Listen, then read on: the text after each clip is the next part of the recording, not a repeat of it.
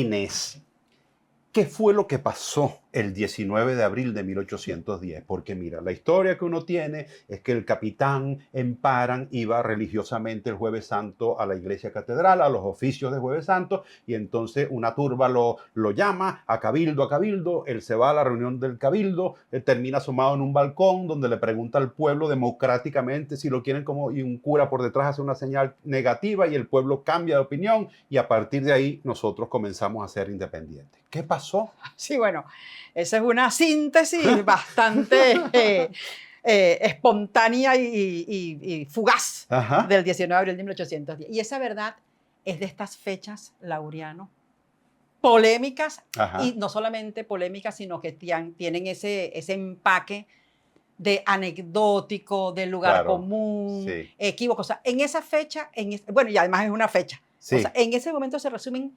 muchísimas de las tergiversaciones y de los problemas que tienen que ver con nuestra historia. Entonces, la primera cosa, o sea, ¿por qué se arma ese zafarrancho? ¿Por qué se arma el cuadro de más sobre el 19 de abril? Se llama El tumulto del 19 de abril. Que todo esto tiene que ver con lo que estaba pasando en España, naturalmente, con Napoleón invadiendo. Absolutamente. Este tema no es un tema local, doméstico, caraqueño, del Jueves Santo y Vicente Emparan y la gente de Caracas. Esto se remonta a años antes, o sea, había una crisis dramática en la monarquía española. Esa crisis había devenido no solamente como consecuencia de la invasión de Napoleón, en la abdicación de los reyes, y había ocurrido algo que se llama un vacío de poder. Claro, porque Carlos IV abdicó a favor de su hijo Fernando VII y Fernando VII vuelve a abdicar a favor de su papá. Es una guerra de abdicaciones. Claro, pero al final estas llamadas abdicaciones de Bayona generan una situación absolutamente inédita y dramática para la monarquía española, que es que el gobierno queda sin rey. Y una monarquía no puede andar sin rey. Y eso es lo que determina también que esas abdicaciones, o sea, Napoleón dice, bueno, el rey es mi hermano, y eso arma una gran trifulca, una gran conmoción y un gran movimiento en la península, que es todo esto que ocurre en la península en 1808, estamos hablando 2 años antes. Entonces, bueno, ¿y qué tiene que ver eso con Venezuela? ¿No? Claro, cuando eso ocurre en Venezuela, se arma también toda una reacción, y no solamente en Venezuela, sino en distintas partes de lo que era el Imperio Español de su momento.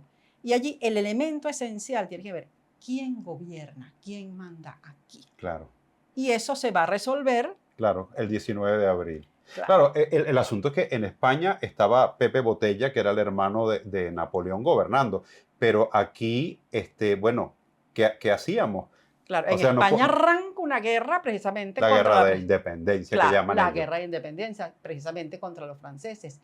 Y para resolver el tema del vacío llamado el vacío de poder, o sea, la ausencia del monarca, porque ellos no van a reconocer a una parte, se constituyen juntas, y de esas juntas una junta central. O sea, es un proceso, ¿verdad?, que está relacionado esencialmente con quién gobierna. Y lo que ocurre el 19 de abril de 1810 en Caracas es precisamente una reacción frente a que de la Junta Central que se había constituido en España se genera otro cuerpo de poder que es la regencia, que por eso el acta del 19 de abril remite al tema de la regencia. Todo esto, ¿verdad?, puede resultar como engorroso, pero lo que queremos hacer ver y lo que importa destacar es que no es un hecho doméstico, no es un hecho exclusivamente relacionado con lo que nos enseñó, bueno, que andaba el pobre Emparan, que salió del cabildo, lo zarandearon y lo devolvieron, entonces vino un cura, hizo una seña.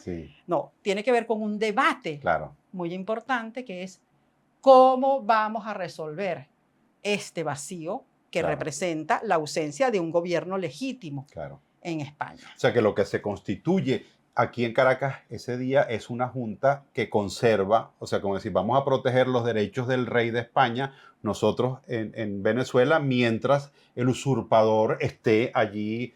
Exactamente. O sea, que era una cosa, no era una cosa contra España, era una cosa a favor de la España borbónica, digámoslo así. Claro. Entonces, ¿qué ocurre? Que parte del problema con el 19 de abril de 1810 es que el cabildo, que es la instancia de poder local, que es muy importante, que es en el espacio a donde se desempeñan fundamentalmente los criollos, son los que van a generar la respuesta, porque dicen, bueno, ya va, nosotros hemos sido convocados a ser parte del gobierno de España para ser miembros de la Junta Central y ahora la Junta Central no existe. O sea, hay todo un debate que no es que ocurre ese día como por generación espontánea, sino que es un debate que viene dándose ya durante 2 años de discusión donde no había acuerdo, donde había distintas posiciones, y eso se va a dirimir por la vía de, no, mira, aquí tenemos que constituir un gobierno provisional, un gobierno que represente la posibilidad de gestionar el gobierno de la provincia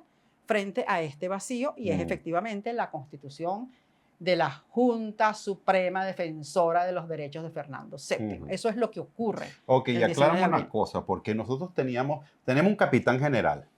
Ese capitán general, ¿dónde gobernaba? Todo lo que es hoy el territorio de Venezuela. El capitán Emparan. Claro, porque la Capitanía General se constituye a partir de 1777 y reúne el conjunto de las provincias que constituyen finalmente la Capitanía General de Venezuela. Pero, y el Esequibo incluido. Sí, claro, todo lo que era ese territorio que formaba parte de las distintas provincias que constituían o sea, lo que se llamó después la Capitanía General de Venezuela, que después terminó siendo lo que somos hoy. Y el cabildo era solo de la ciudad, el cabildo era de Caracas, claro. O sea, de la provincia de Caracas o de la ciudad de Caracas. De la ciudad de Caracas. Entonces, claro, eso va a generar toda una cantidad de conflictos, porque lo primero que va a hacer la Junta Suprema Defensora de los Derechos de Fernando VII es buscar la manera de legitimar que ellos pueden gobernar en nombre de los demás.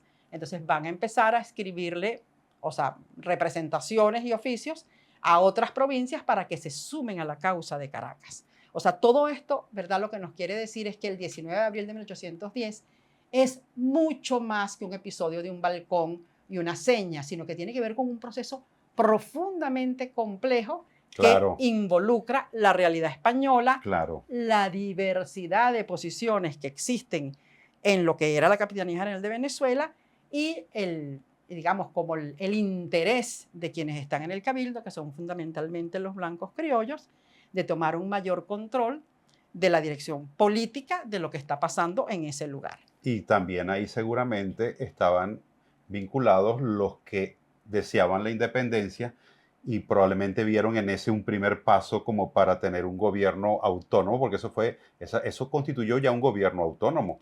Esa gente mandó representantes a Inglaterra, a Bolívar, a López Méndez y a Andrés Bello. Sí, claro, empieza a funcionar un gobierno que, como decíamos, le manda unos oficios a las demás provincias, busca la manera de tener una legitimidad, y hay un hecho importantísimo que hace la Junta Suprema de Caracas, que es convocar elecciones. O sea, la primera vez que se realizan unas elecciones en nuestro territorio como espacio que se convertirá después en Venezuela es precisamente en 1810, y eso poco se dice. ¿Y qué elecciones fueron esas? Las elecciones precisamente para constituir un Congreso General que fuese el que tuviese la legitimidad para decidir qué vamos a hacer con la conducción política, porque no puede ser Caracas sola de su cuenta la que resuelve el destino de todo este conjunto de provincias.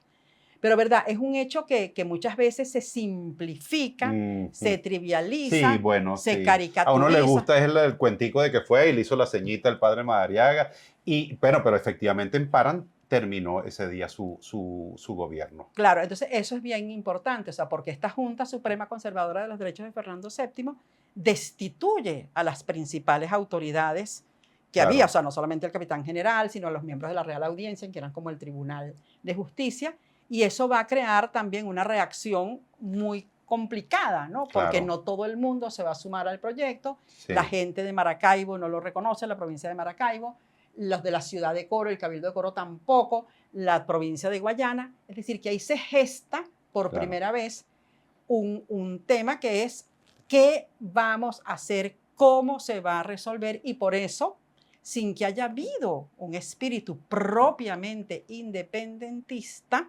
porque no es lo que está en el ánimo, ni en el propósito, ni en lo que tú puedes leer en los documentos. Lo que hay es, bueno, aquí hay cosas que resolver, problemas que dirimir, problemas que atender, y que va a conducir finalmente a nada más y nada menos que la declaración de la independencia. Qué interesante todo este proceso. yo estaba, porque uno se prepara para investigar sus cosas. Aquí mandaron a López Méndez, a Bolívar y a Andrés Bello en una misión a Inglaterra. Y yo estaba leyendo por ahí que le dijeron, le prohibieron terminantemente que se entrevistaran con Miranda en Londres. No, No se les eso, ocurra claro, esto eso era puede ser, verdad. claro, pero eso puede ser parte de otro episodio. Lo que sí queremos es hacerles ver que los hechos de nuestra historia merecen que tengamos una mirada que los problematice un poco más. Claro, que muestre la complejidad de lo que estaba pasando en una sociedad colonial que tenía las contradicciones internas, las contradicciones de América con España, porque no es casual, las autoridades españolas tenían un propósito, las autoridades locales tenían otro, los locales eran los criollos y los gobernantes de fuera eran los peninsulares, y había una pugna de intereses entre los de aquí y los de allá. Absolutamente. Y finalmente, ya para ir concluyendo con esta primera reflexión sobre el 19 de abril de 1810, que muy rápidamente, ya cuando inició, se convirtió en hito de la historia y se le adjudicó un significado que no necesariamente tiene y se creó toda esta construcción alrededor de la anécdota, del hecho del balcón en Paran y Madariaga. Entonces, Claro, además hay un cuadro que lo famoso, recoge claro, de Lovera. de Lovera, que es un cuadro que además se Sí. puede ver el original en la Capilla Santa Rosa. O sea, tenemos también una iconografía, no solamente el cuento, sino la iconografía de ese día. Así que Bueno, por allí vamos pensando qué hacemos entonces, qué fue lo que pasó bueno, y qué hacemos pasó con una lo que cosa pasó. muy complicada ese día, pero que marcó el destino de Venezuela sin duda alguna. Bueno, nos vemos en un próximo episodio de este podcast. ¿Qué fue lo que pasó?